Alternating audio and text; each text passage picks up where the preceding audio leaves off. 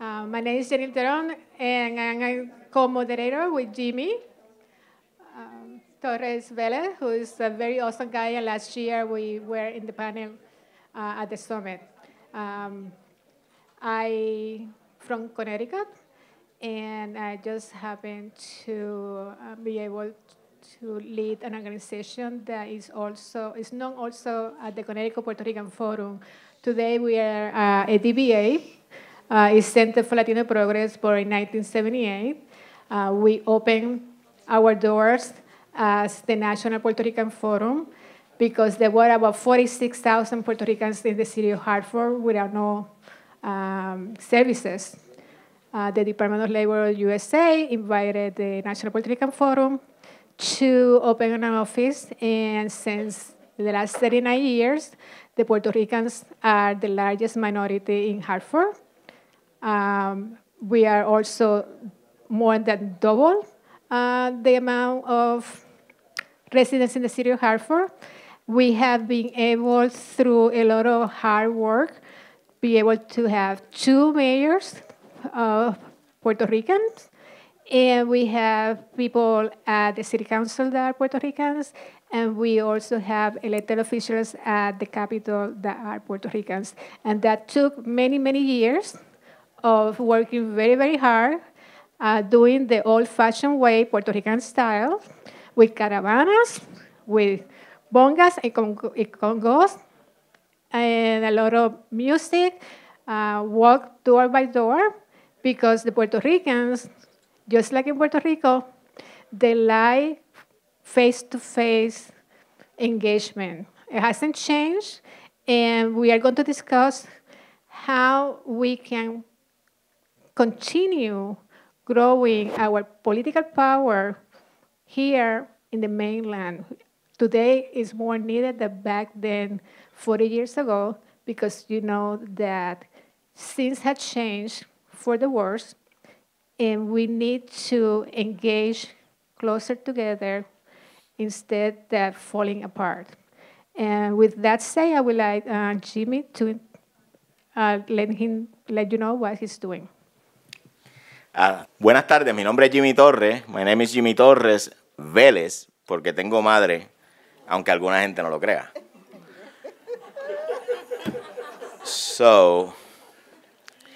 Y vengo de la Florida, pero soy de Bayamón, que quede claro.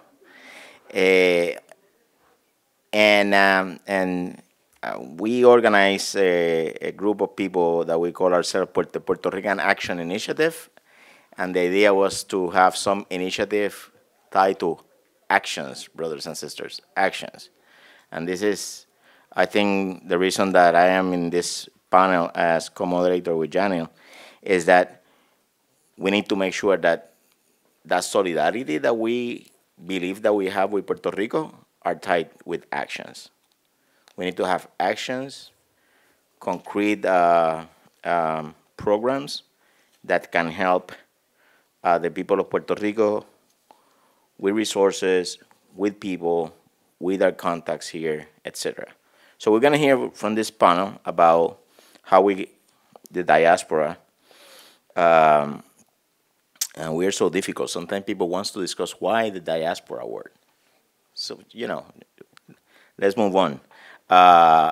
Somebody used the word. We have a lot of things to talk, so let's not get stuck with the difficult conversations. So here we have today Otoniel Figueroa, Otoniel Figuroa-Duran. I met this guy before he got like any gray hair in his face, in Puerto Rico organizing workers, and now he's the commercial division director of 32BJ SEIU of Boston. Maria Kercado, executive vice president of 1199 SEIU New York, and you are in charge of the home care division? No, the Mount Sinai system. The Mount Sinai system. And there's some 1199 people back there. Say hello to Maria. and Nilda, it is Ruiz, president and CEO of Asociación Puertorriqueños en Marcha, Philadelphia. I'm very proud of the people in this panel, and we're going to start with Otoniel that asked for the first piece. Yeah. Good afternoon. Saludos a todos y gracias por estar aquí. Like Jimmy said, my name is Otoniel Figueroa. I work for 32BJ in New England, and I'm from Caguas, Puerto Rico. I left Caguas probably 15 years ago. And in Boston, there's close to 280,000 people that identify themselves as Puerto Rican. Lucinda está por ahí. So this community concern about the crisis started to organize.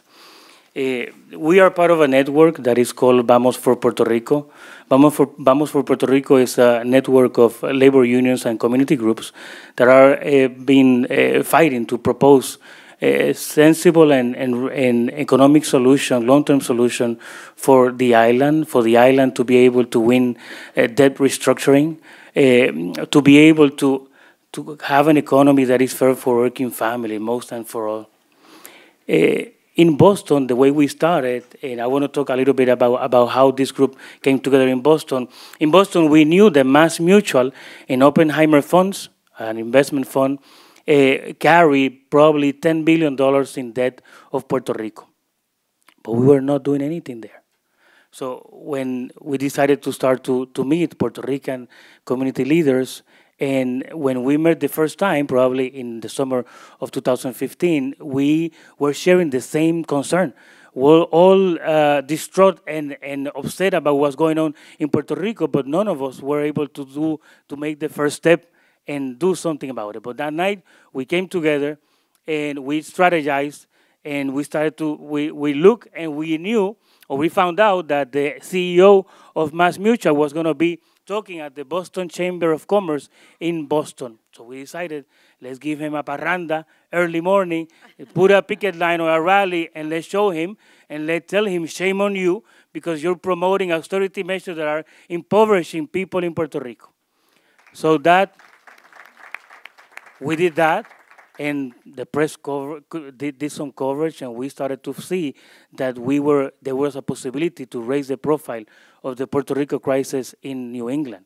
So the next thing that we did, we started to read that there was somebody, an economist, talking about how the Federal Reserve probably had some options about impacting and help to solve the crisis in Puerto Rico. So we said, okay, let's organize and let's do a rally in front of the Boston Federal Reserve. And we did exactly that. Very early one morning in November 2015, we did the same, and we were there, probably 15 or 20 folks from Springfield, from Holyoke, from Boston. We were there, and suddenly the guard came out and said, the governor of the Federal Reserve wants to talk to you guys. Because we were there, and it's the Federal Reserve, of course. So we said, okay, let's talk. So we went there, and we showed him the impact, right, of the austerity measures in children and elderly people in Puerto Rico. We are not naive. We knew that he wasn't going to do anything, but we wanted to take advantage. There was a window of opportunity to sit down with the governor of the Boston Federal Reserve, and that's what we did.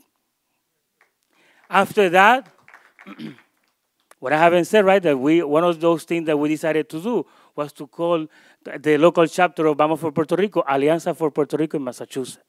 And one of the first decisions that we took was, knowing how toxic the conversation of the status of Puerto Rico is, the first thing that we decided to do is, regardless if you believe in the independence of Puerto Rico, regardless if you believe that the colony or the Commonwealth is the right thing to have, or if you're a statehood supporter, this is about the crisis in Puerto Rico. Let's focus on that. Let's agree on that. And then outside of that, we can beat each other up about the option that we want, right, for Puerto Rico's future. So that was an understanding that was important because that removed from the table a very controversial discussion. So after we went to the Federal Reserve Bank, Promesa was on the table, right, the discussion of Promesa. And we looked at the chart, and we saw Elizabeth Warren and Ed Markey as the senators of Massachusetts, and we took a decision that we thought at that point that Promesa was a mistake. The Promesa was not the thing that Puerto Rico needed, that the Fiscal Control Board, an elected body of dictators, basically, So we went to Elizabeth Warren, we went to Ed Markey, we met with the staff, and they flew senior staff from Washington to Boston, and we told them we want the two of you to vote against Promesa. And we knew that in the Puerto Rican community and different organizations, people probably thought different than us. Some people were supporting, but we were pushing our understanding of things in Massachusetts. So Elizabeth Warren and Markey did exactly that. They voted against Promesa. So at that point, we're talking about a solid group of Puerto Rican community leaders that is moving an agenda, raising the profile of the Puerto Rico crisis in New England. So one of the things that we, after Promesa was passed, was that the Obama administration named one person from Boston to the Fiscal Control Board, Carlos Garcia, the former president of the government, the Banco Gubernamental de Fomento, Economic Development Bank in Puerto Rico, former senior official of Santander Bank, was part of the Fiscal Control Board. So we decided that we needed to raise that up in New England. And one of the things that happened was that we saw a person, right, that was, and I'm going to say this, right, what trying to clean his conscience, participating in nonprofit in the Boston area. And we went to those nonprofits and say, well, this person is part of a institution or a mechanism that is, in our view, impoverished in Puerto Rico. He is here trying to promote the well-being and economic development of youth in Boston. African American and Latino community. We thought that there was a hypocrisy, a cruel irony. And we went there and we had a picket line in front of the private equity bank of Carlos Garcia in Newton, and we met with the nonprofit that he was part of. So what I'm trying to say is that what we created in Massachusetts probably was like a rapid response team. There's a situation with Congress senators, there's a situation with Wall Street and the Vulture Fund, there's a situation with other things. We want a group that quickly go there and do what we needed to do so we can get press coverage, but the Puerto Rico situation in New England is still in the spotlight. So that's basically what we wanted to do. One more thing that I wanted to say is that Vamos for Puerto Rico, as part of that effort, right, in New England is also have been moving the grassroots organizing in Florida, in Orlando, right? The Spanish speaker parents that are moving basically economic refugees from Puerto Rico, flying to Orlando, enrolling their children in school that don't have a Spanish speaking program, that they don't have a way for the parents to understand what's going on in school. We are pushing the Orange County School Board to provide that Spanish language access.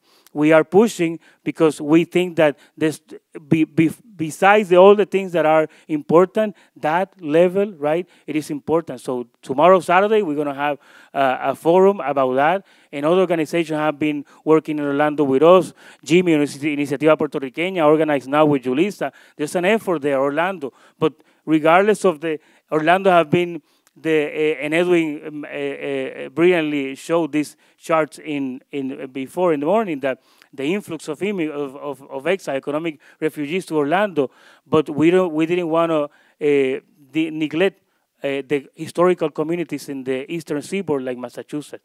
Thank you.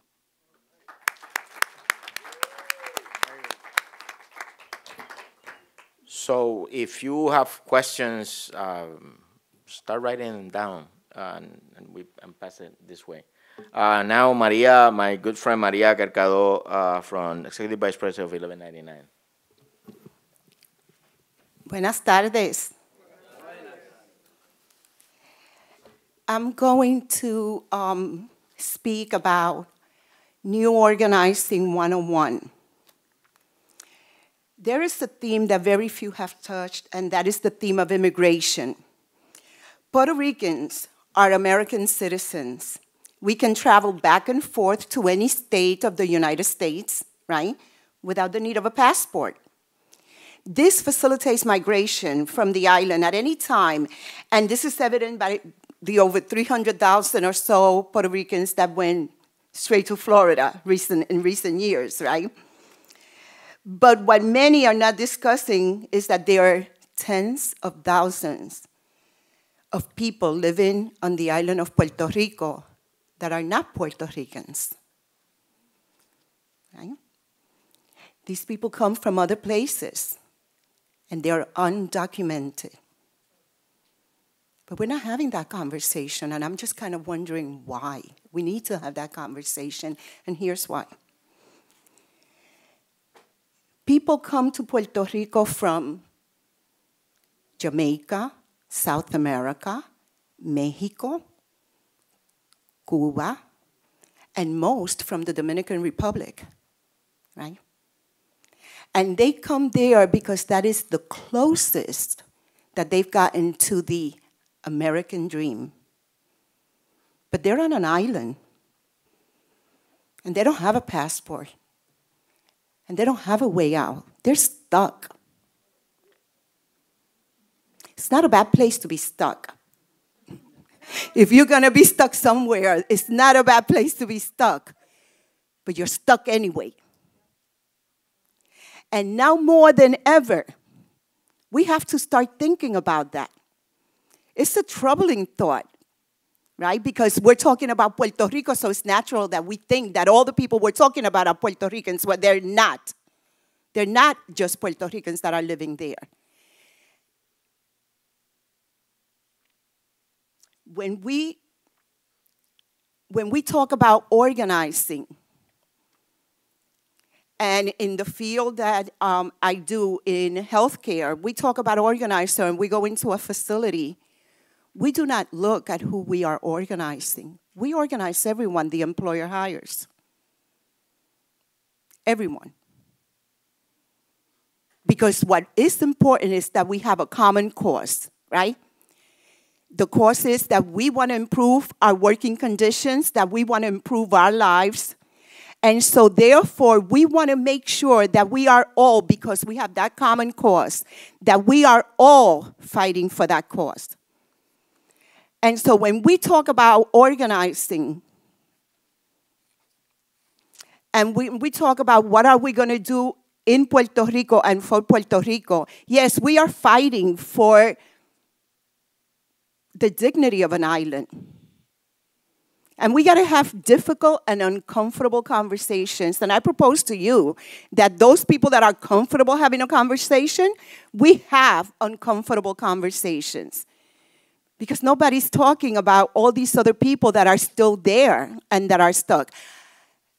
Yo nací en Santurce many, many years ago.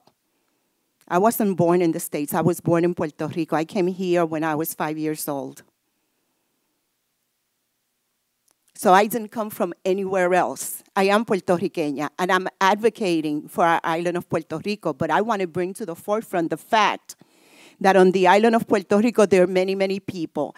And if here in the diaspora, we are going to have a conversation about what are the next steps, what do we do, and how do we organize, we have to talk to everybody about everything that is happening on the island. We cannot just talk to Puerto Ricans about what is happening on the island, because ourselves, we cannot do it by ourselves. We need to talk to anybody and everybody that can help on the efforts that we are trying to do. There's a crisis that is for many years to come, and there's some people that are going to throw beautiful words at us to tell us how the fiscal board is going to do this great thing and that other great thing in the future. There are a lot of us that are not convinced that that is going to happen or that that is true.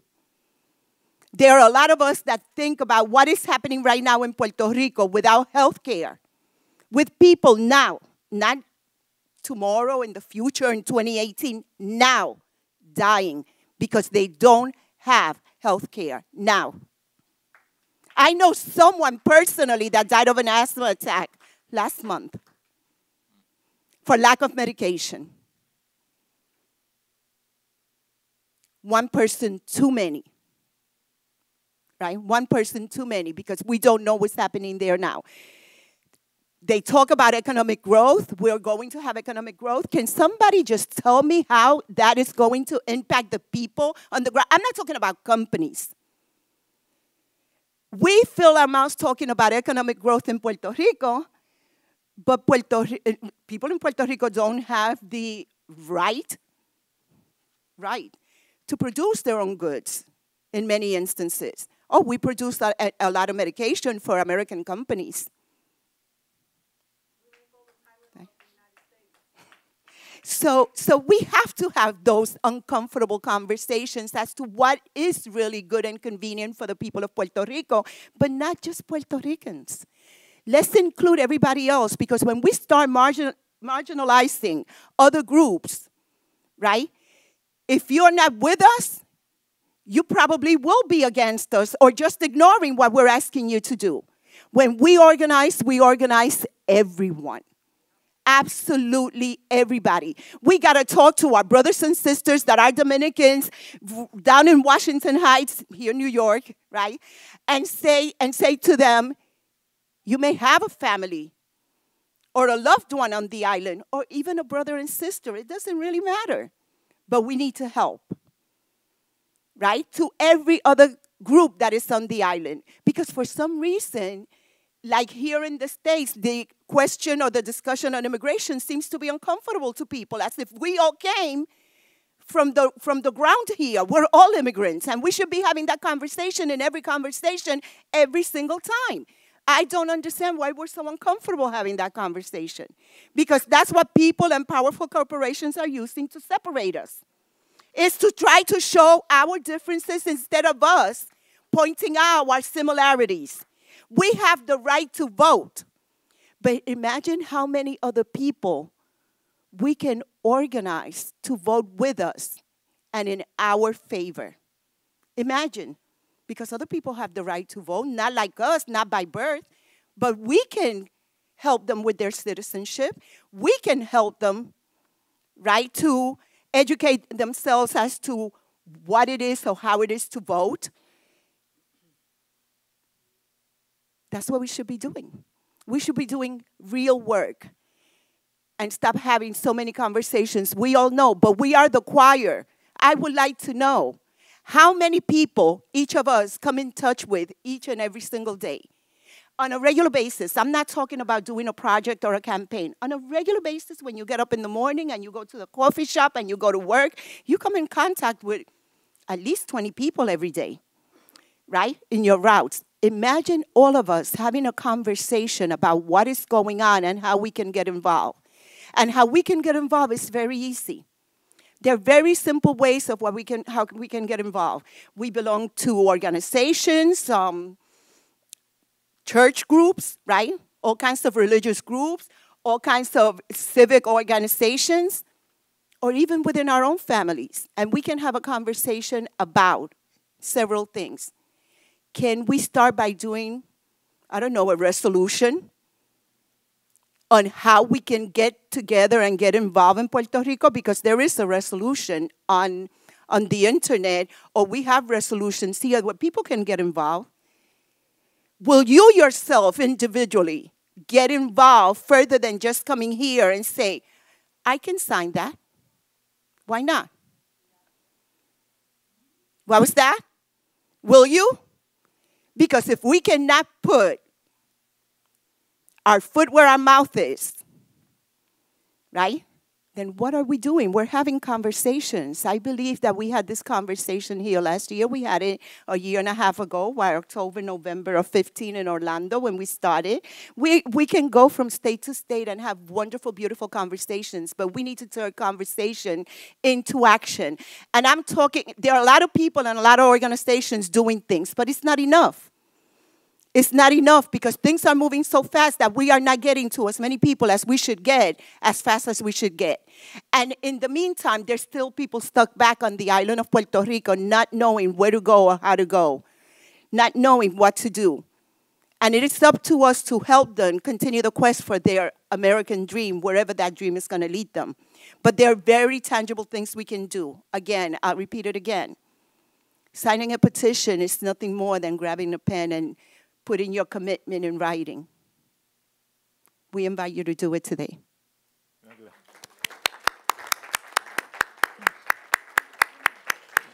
Well, it's my pleasure to present someone that I would like to everyone to know very well here. she's very powerful in Philadelphia. And she has one of the oldest Puerto Rican organizations, and she has protected the legacy of that Puerto Rican organization better than anyone I know. So it's my pleasure to present Nilda Ruiz from Asociación de Puertorriqueños en Marcha. Thank you, Yanil. Yanil and I have had a lot of conversations about keeping Asociación Puertorriqueños en Marcha and how difficult it is in today's environment. And we kind of changed our tagline to say APM for everyone.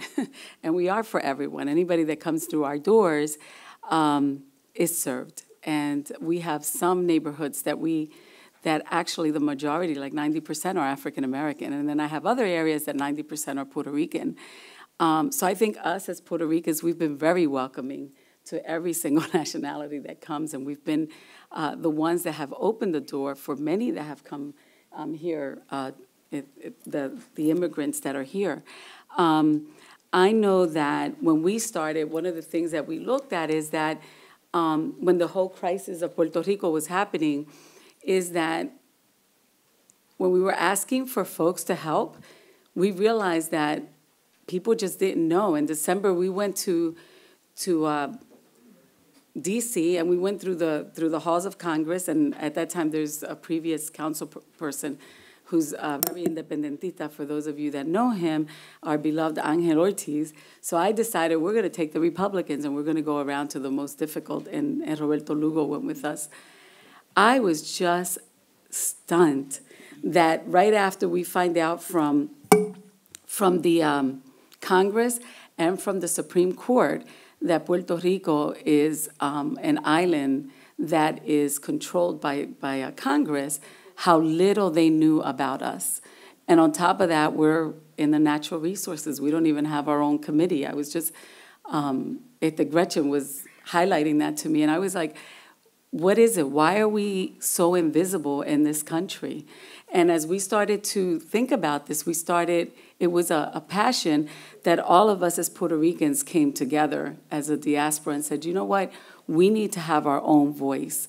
I still stand. I mean, I was a board member of the National Council of La Raza.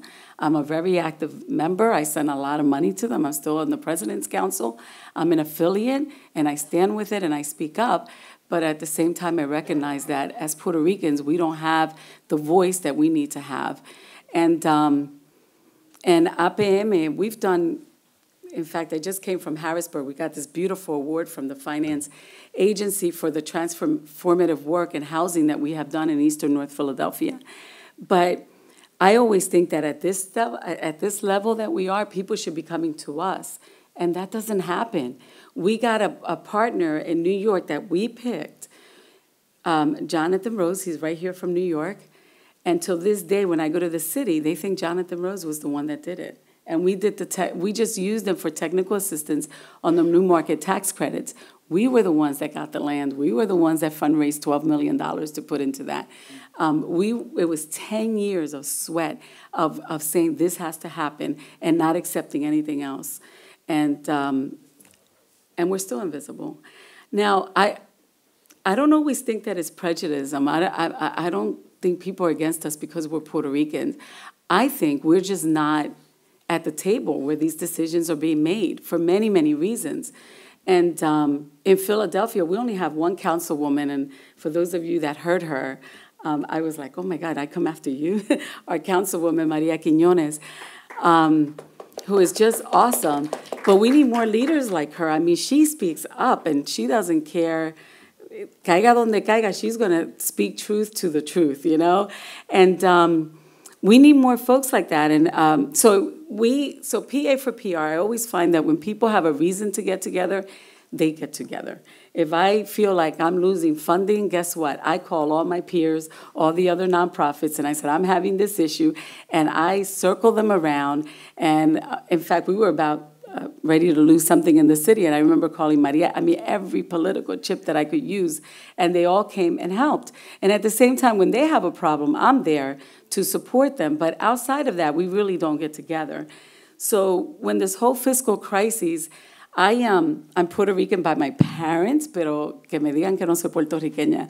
I was born and raised in Philadelphia, but my mom is from San Sebastian and dad is from Isabela, and we used to go every single year and grow sugarcane. So that's why I started the Sugarcane Festival in Philadelphia that we do every year. June 3rd is our next one. And I have a deep, deep passion. But what I was going to say is that the Puerto Ricans here emotionally, they love Puerto Rico. When you talk the Puerto Rican parade, everybody comes out. You go, Boricua! Everybody gets out with their flags, and they wrap themselves around the flag. But they don't understand what that means or what. Some of them have never been to Puerto Rico. They're a second and third generation, so their parents speak English. My husband teaches at a school, and he sent a couple students because they needed Spanish students, so he sent a couple Puerto Ricans. A week later, the employer calls and says, I told you I needed bilingual people. And he goes, what do you mean? I sent you 2 Puerto Ricans. No, they don't speak any Spanish. So it was and he comes to me and goes, Nilda, what do you mean Puerto Ricans don't speak Spanish? And I said, well, not all do, you know. So when the elections were happening, one of the things we saw is there's a very low voter registration. And part of that is because they don't feel engaged. They don't feel this is part of them. How do we raise that consciousness? And I think that it's something that happens poco a poco. So when we had the PA for PR, I was really surprised. The whole state got around. We did a big rally, and we called meetings, and people would come because they absolutely cared. After the election, it kind of fizzled out, and they kind of lost the... So we just had a meeting last week, and I was asking, do we want to continue, or do we want to just, let it go and not have a Pennsylvania chapter? And they all said, absolutely, we have to. But there's so many issues that we have as a Puerto Rican community. We have Puerto Rico because our families are there. I still have a lot of family there. And the issues, but we also have a lot of issues here on the state side.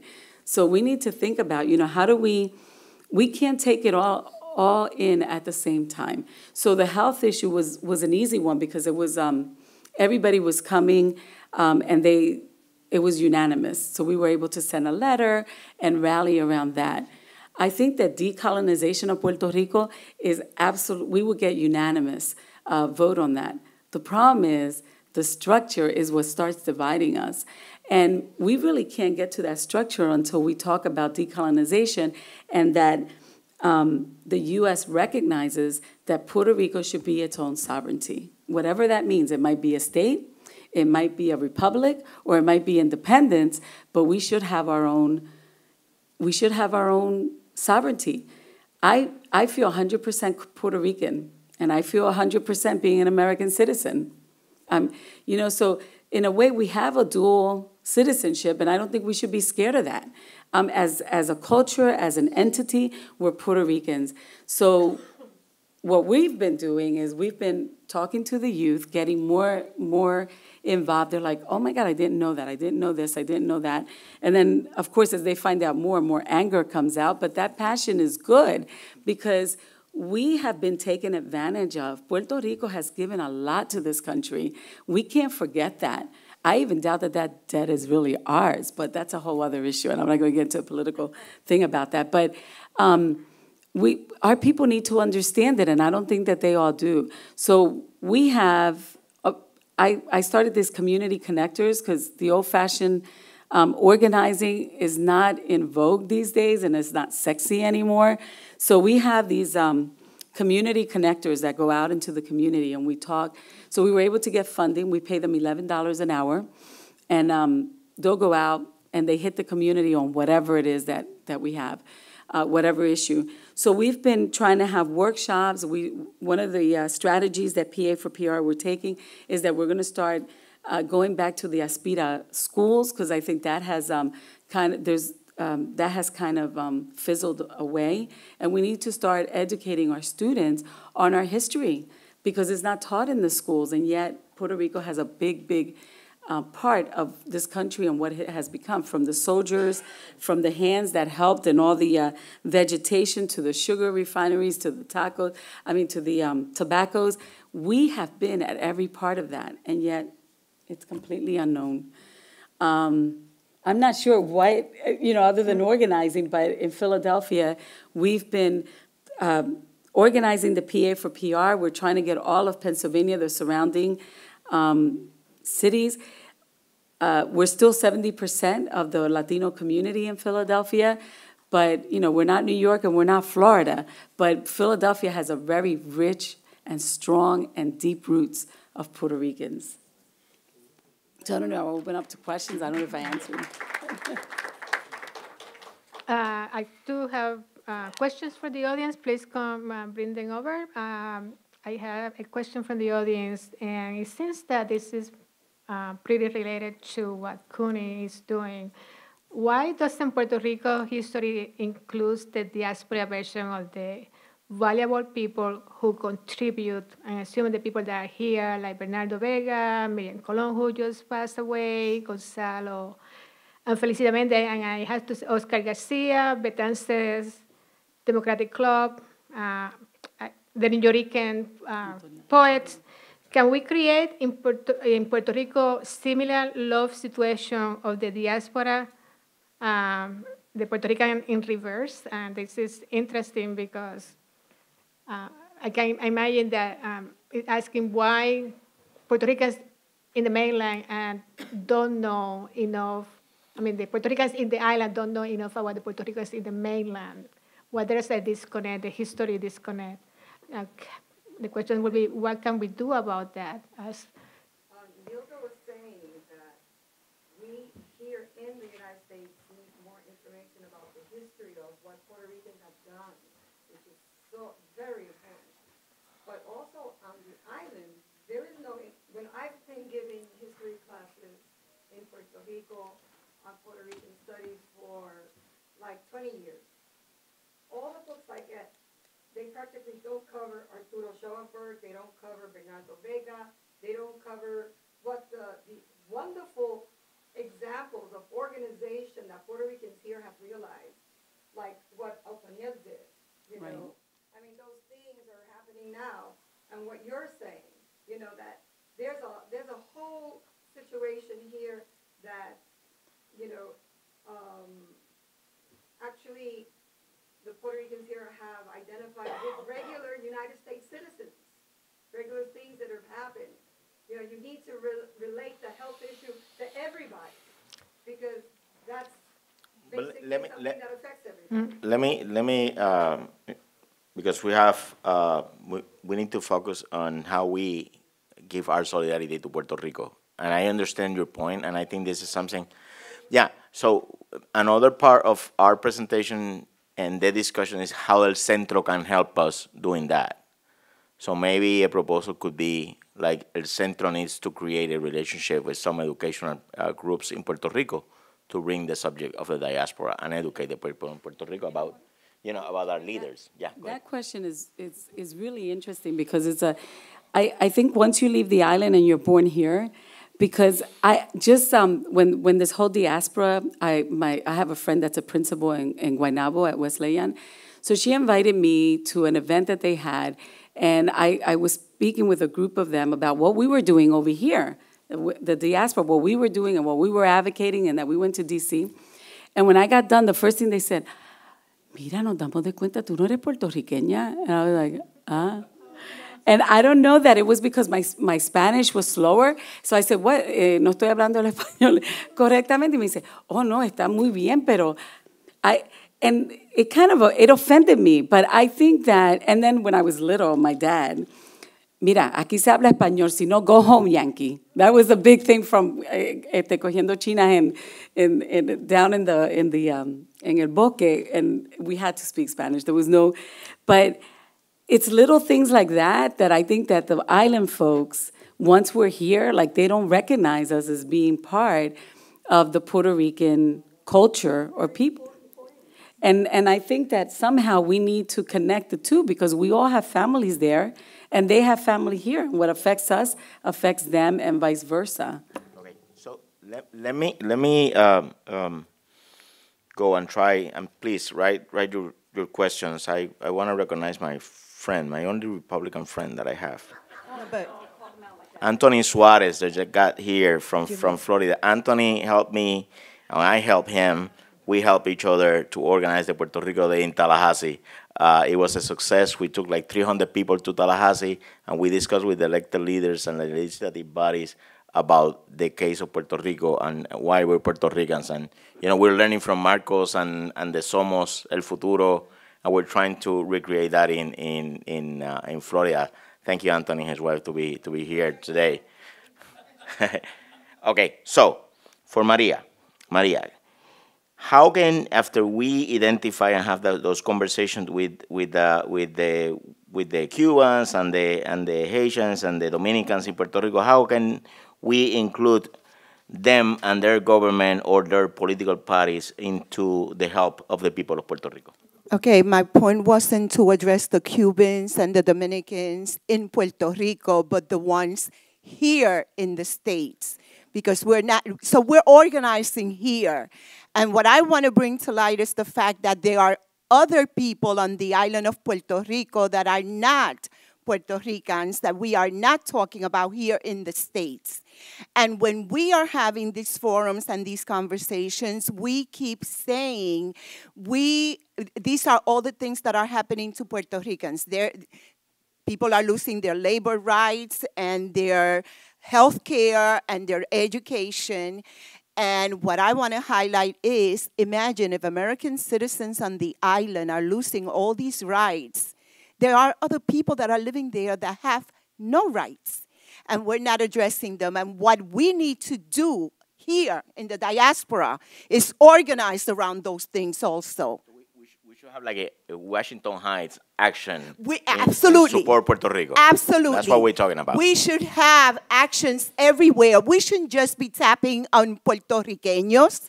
This is a bigger issue than Puertorriqueños. We want to save Puerto Rico, but in Puerto Rico, only Puertorriqueños don't live. There are other people that live there. How do you reach? You see, the issue with organizing is that if we are having a conversation with a group and something doesn't work right, we tend to point fingers and say, oh, pero esta gente no vota, o esto no hace nada, o aquellos no se envuelven. So let's look at it from a different perspective. We can change other people, but we can change our approach. We can say, well, what am I saying differently? Or what can I say differently? What approach can I use so that I can give you my message, rather than thinking that the original message didn't work, therefore you're no good. No, let's figure out, oh, she's not interested because te lo dije y no me escuchó. Maybe te lo digo en otra forma, en otro idioma, right? Es posible, y yo lo que estamos proponiendo es, vamos a tratar una forma diferente de cómo organizarnos nosotros acá en la diáspora para poder ayudar, pero no solamente podemos separarnos del mundo y decir, vamos a organizar solo a los puertorriqueños. Puerto Rico necesita que todos los respaldemos, todos. No, this is a very Pueden aplaudir, eso es bueno, buen punto, aplaudan. It's a very important point. I was listening to Maria speak, and I was remembering a conversation that we have had in Boston recently, the group of activists there, that certainly it is hard to do to mobilize the community, and we have hitting, regardless of all the things that we have done, we're hitting a ceiling in terms of the effort, right? Because we have focused naturally. It's not that there's nothing wrong with focusing on the Puerto Rican community, but at some point, yes, Maria is right that we have to expand, right? So one of the conversations that on my way here in the train, I was talking to one of the activists that have connection with group of African American, with group of Haitian, to see how can we have at least a conversation to see this is happening in the Caribbean, right? And we're not clear how we're gonna do it yet, but I think it's the effort we need to go beyond the Puerto Ricans, yeah. Nilda. Yeah.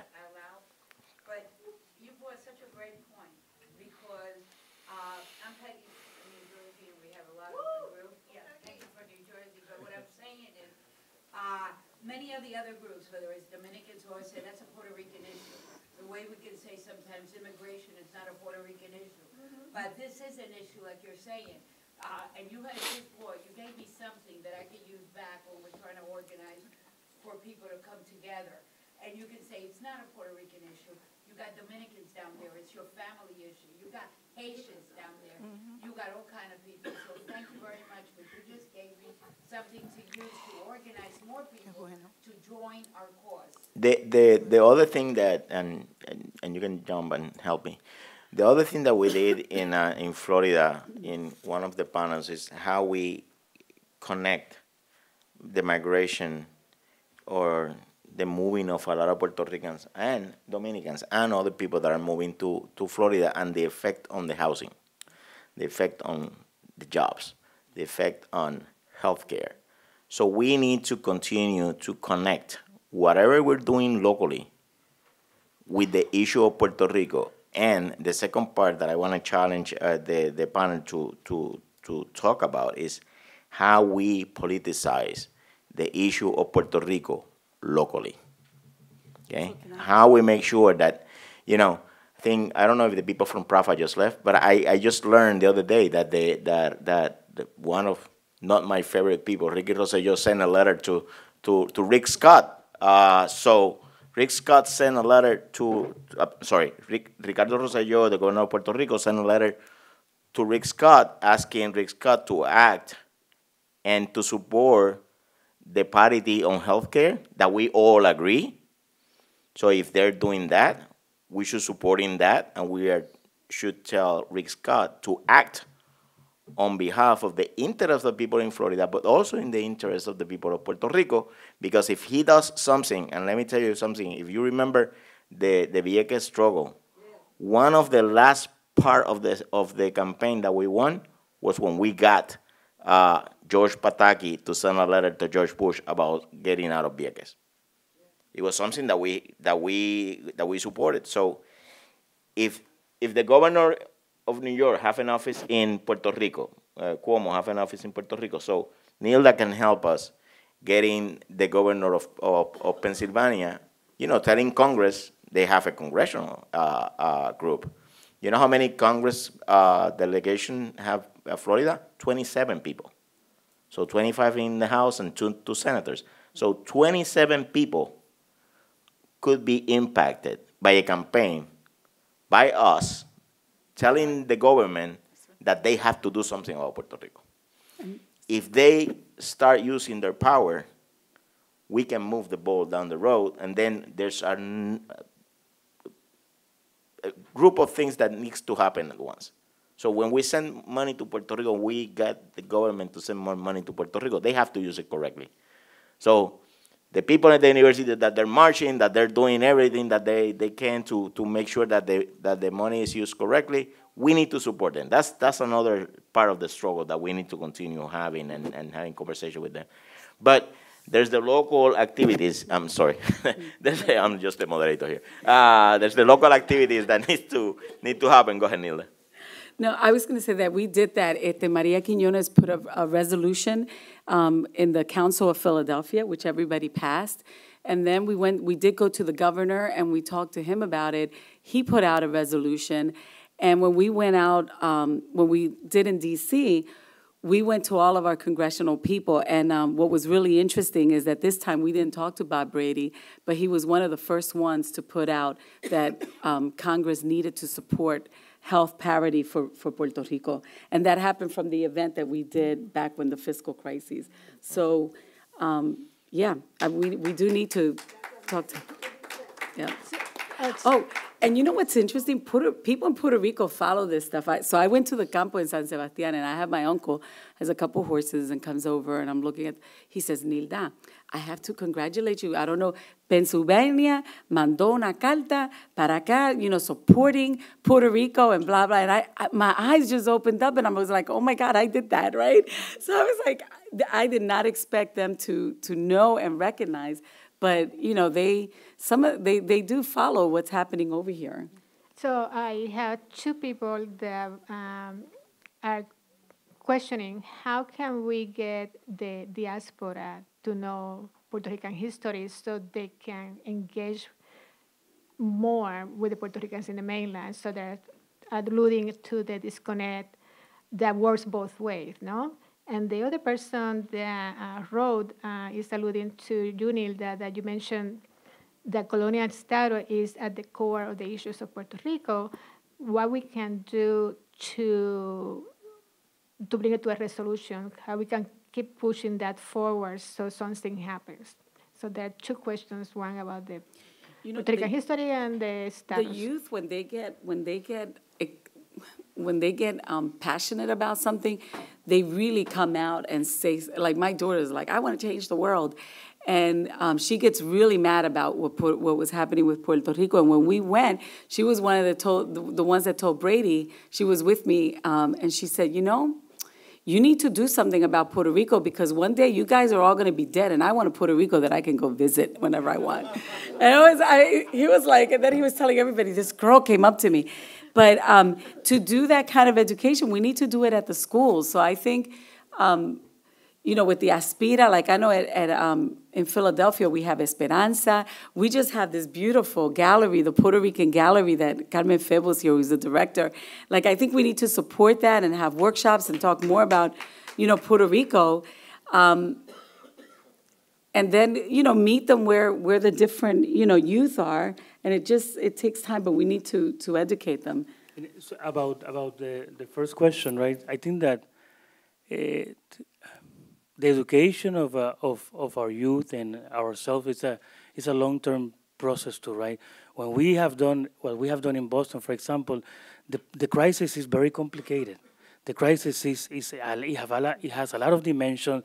You cannot expect people to become an expert in finance and political international relations and all that. So I think that we brought an economist, right, from John Jay College to Boston. So 70 people showed up at the event with eagerness to understand.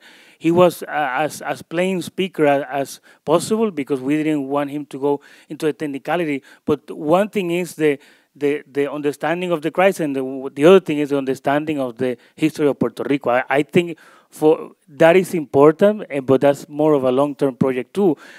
For us is how can, in Boston at least, how can we give a crash course to Puerto Rico of the crisis and everything that it is at stake so we can move quickly. And long-term, I think, is also an education of the history of Puerto Rico. Very quickly on this, because on the first question, right now in Puerto Rico, the universities, not just the universities, but the public schools, where there are about 200 schools that are about to be closed or successively closed, and there is a crisis in the universities. What I would be interested in hearing is what are the things that CUNY and SUNY can do in the way of assisting the people in Puerto Rico. I would like to hear in the future some concrete proposals that would address how we can help the future of Puerto Rico, our young people who every day are in the streets in tents, fighting to be educated. That is a travesty. For that to be happening, we need to be paying close attention. And I would challenge the universities in the United States, right, in the diaspora, what are you going to do, or what are you willing to do, or what can you do in order to assist the students of Puerto Rico? Good.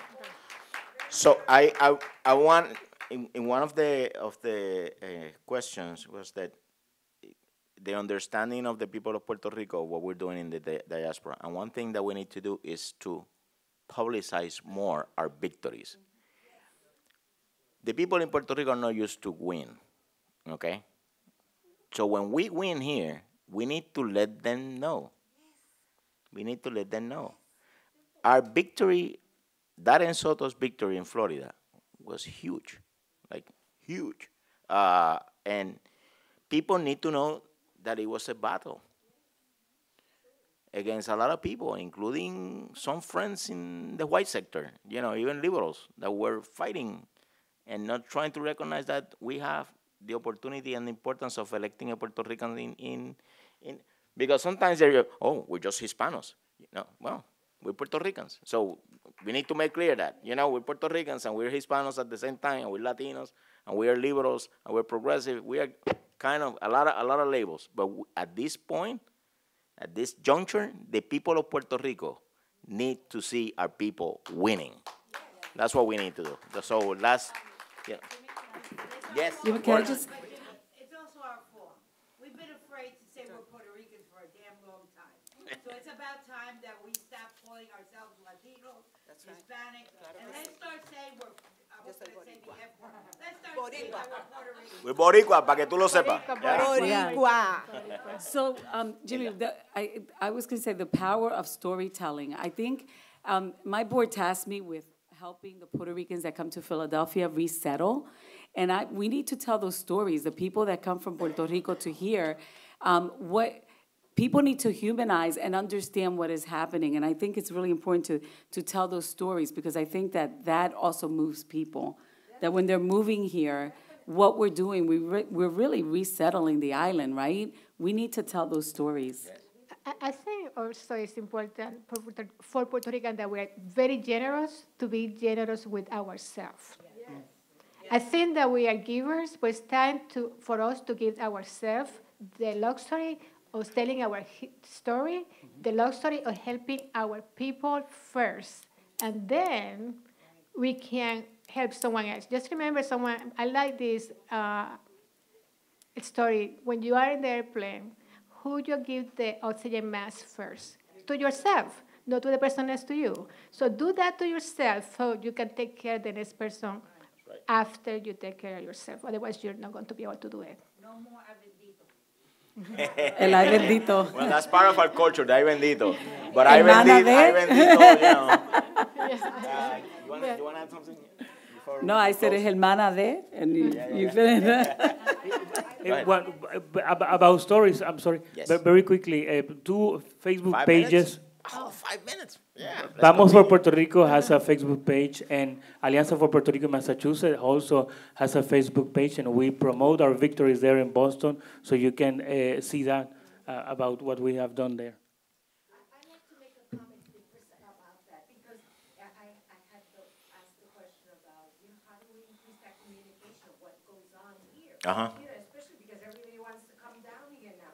And I would love that. But we know that there's so much struggle here, and we need to, not only the power of storytelling is not only about victory, but it's about everything else that's going on here. Because, everybody's always thought, it's great on the other side. But how long have you been here, and have we been here? And so now we've made some gains. Now we have some representatives. But I'm still, New York is very advanced in that way. Yes. But in Florida, you had a recent victory, and now there are 300,000 Puerto Ricans that just arrived, and, they're like in crisis. We need to put that in some sort of story, and we need to use media in ways that will help people. There's so many things I'm trying to say at once, but the point is that it can't just be about the victories. It has to be about the process of struggle, and that struggle, there has to be a channel, a bridge of communication, right?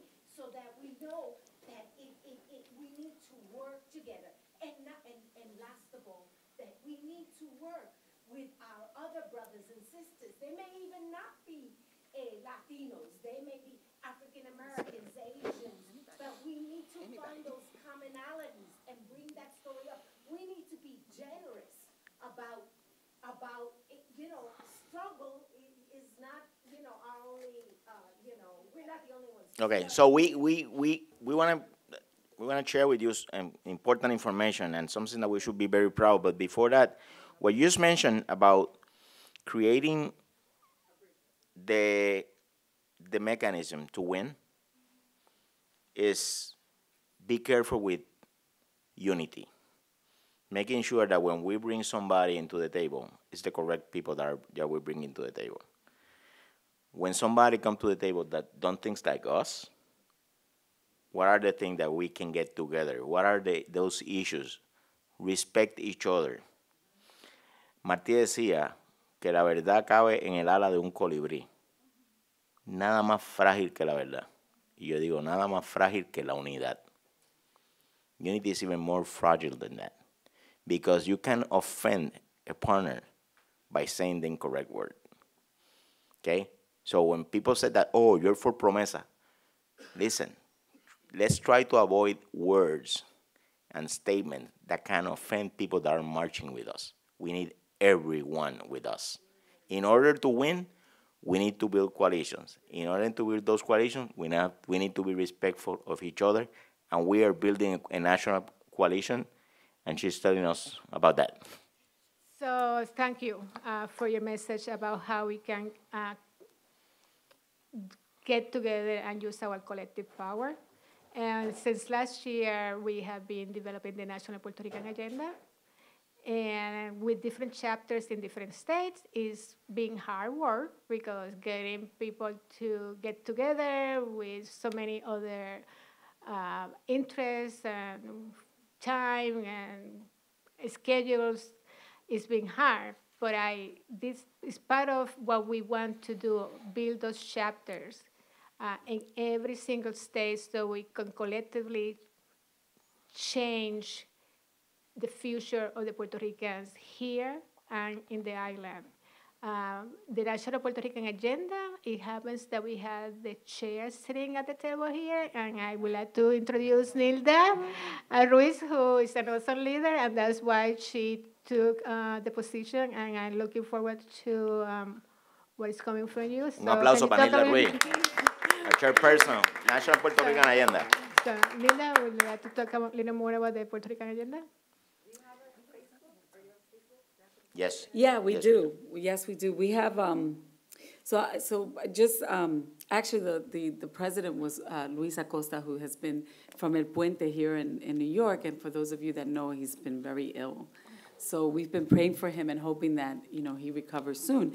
So I was the vice president, incoming president, so that's how I ended up being the chair, so thanks. We have a board meeting tomorrow. We have incorporated, like I had said before, we came together because we realized that we don't have a strong voice. Now, it's been interesting being the chair because I get all these calls about what everybody thinks we should be doing. And my concern is that we're all volunteers. We're just forming, and it's so important, like Jimmy said, to show wins, to show that we can do something and that we're strong. And so we need those victories. And when you start talking about decolonization, it's a long-term process. And I think that we do, and we have taken a statement to go there. So we have organized. We've put our bylaws together. We do have a website. We have a checking account that we've put together. So, and we got our 501c3. So now we are a nonprofit, and we can start taking donations. So if any of you want to donate to the cause, I'll take this opportunity. And by the way, while I say that kidding around, I think that it's so important for us to, not only give our time, but we also need to give our money. And we're generous because, let me tell you, my mom tithes, and we're generous people. We give to our churches. When people, I learned it from her. I always think I would be so rich if I didn't take care of so many of my family and so on. But we know to give.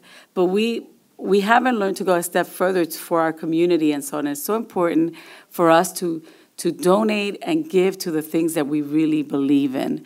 And right now, with what's happening in Puerto Rico and that we all need to unite, it is so important for us to be able to donate and also talk with our dollars. That's like one of my big preaching, that we vote with our votes, but we also vote with our dollar by what we donate and also who you purchase from. So if you're really upset of organizations that are supporting things that you don't like, don't buy from them. We are a multi-billion-dollar industry, just us. And we have that economic power. We need to learn how to use it. But that's probably a workshop for another day.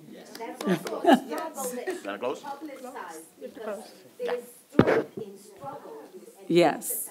So we are out of time. Se acabó lo que se daba. Muchas gracias.